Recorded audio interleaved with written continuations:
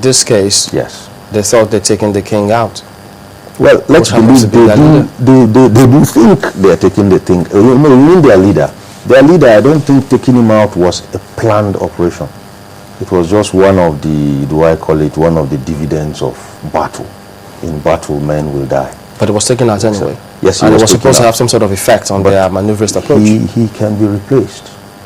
When we are talking about this maneuverist approach, we are not looking at human beings.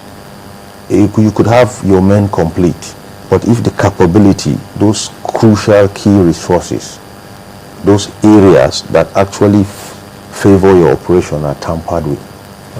Captain Omar, it seems like we're going to be fighting this war eternally because, I mean, if, excuse me, if we're dealing with a kingdom, at least you know that once you've taken out the king and, you know, the army is in disarray.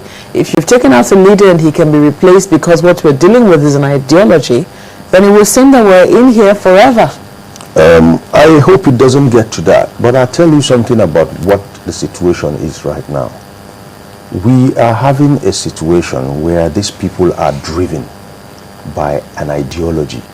They're not in it for the money, they're not in it for anything other than that ideology that drives them. Okay?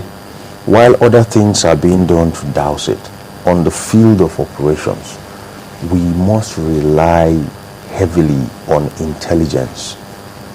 Intelligence. I don't think we are doing much in that realm yet, because it's really amazing that these boys can sit down and even think about getting women and children. Those women and children are going to give what we call, those women and children are they're going to end up becoming what we call unconscious sources of intelligence. They may not, yes, they may not kill them. They just sit down, and when they sit down, they listen to them, they ask them questions, and these people give them answers that probably don't even make sense, but they're going to draw a trend out of it. That's the beauty of intelligence. It may not sound useful to you, but just keep logging it, and someday you're going to see very soon a trend, and that trend points you in the direction you should go. Let's also get your thoughts on this, because if, as the report was headed, that they came in from these neighboring areas, we have this multinational joint task force. Are they in operation? Are we benefiting from them? How did this happen when they exist? From these multinational joint task forces to our international and integrational efforts, I want to say something. It's not about this side alone. The other side also needs to do something. They needs to do more.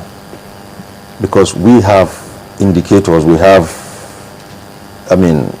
press releases from what I've read so far. They filter in from Cameroon.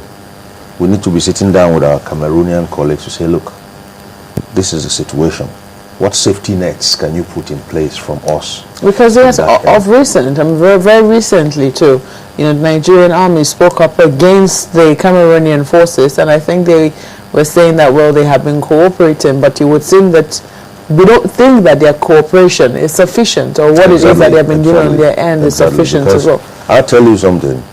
Time was when we looked at the 3 states that were on the fringes of our borders, where the state of emergency was declared, and from that situational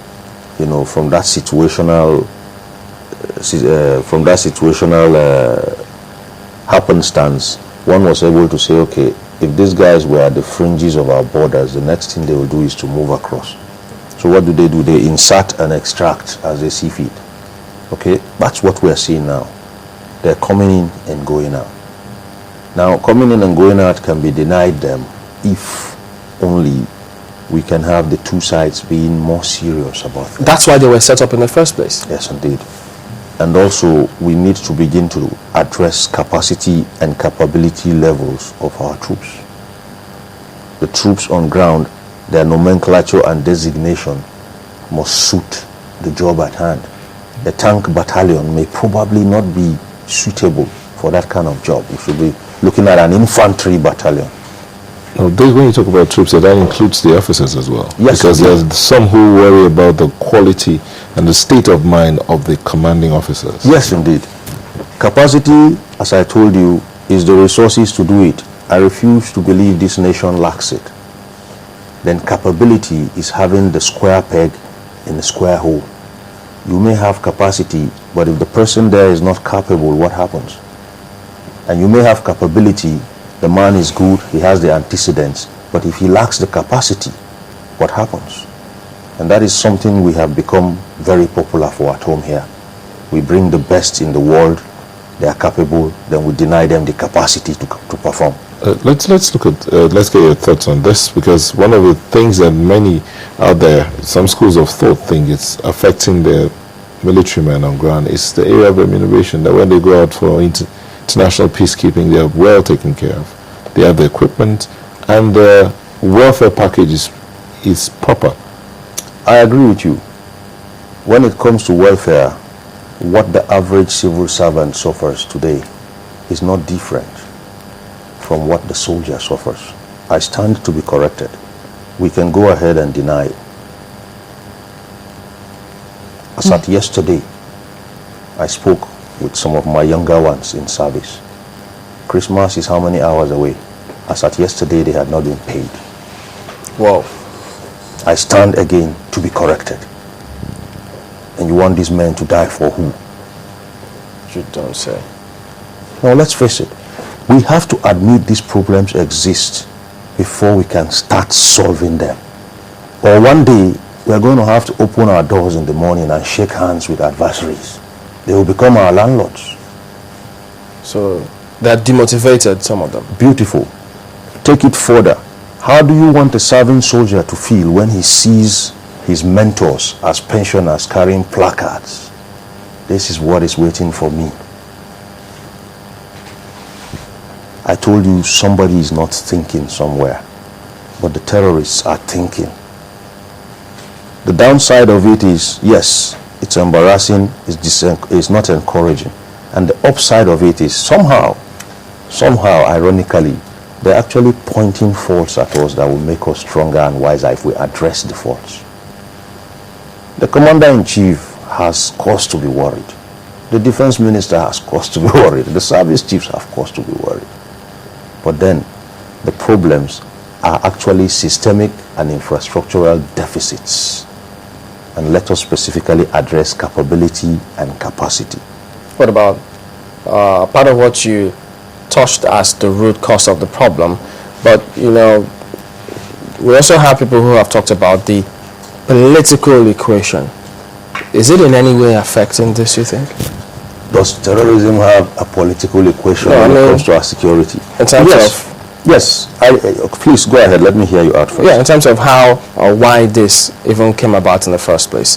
The former NSA, you heard him several times, may so rest in peace. He talked about, look, such a political challenge is out, and this will fizzle out. Paraphrasing him now. You see, first and foremost, if we want to look at the political equations involved, we discover that so many years of irresponsible governance brought about this.